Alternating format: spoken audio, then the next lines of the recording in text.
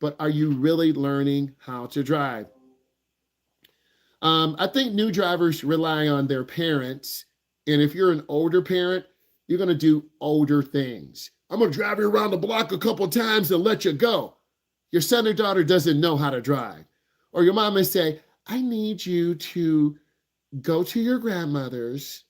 Then you're going to go to the mall. Then you're going to get in heavy. Your mom is trying to get you in different driving environments to make you better.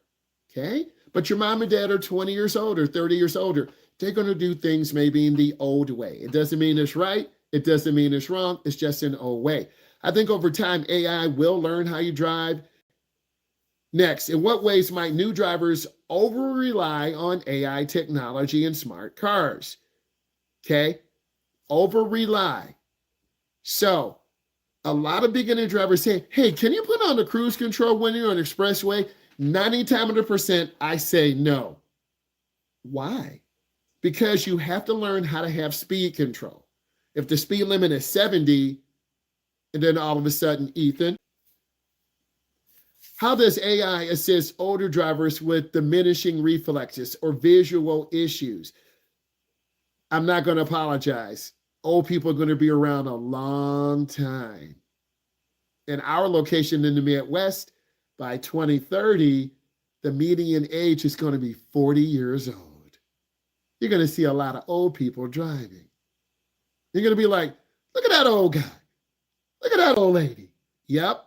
And they're driving just as fast as you, or if not faster.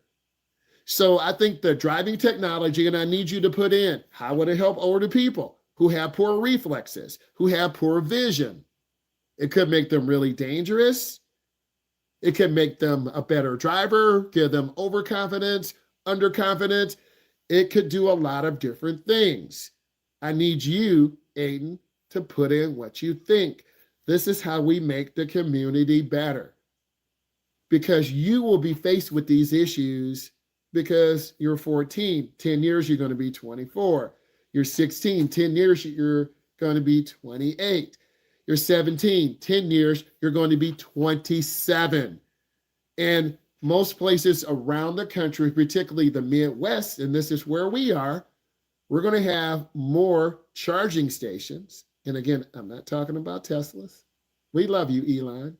But I'm talking about smart driving technology, hybrids, and EVs.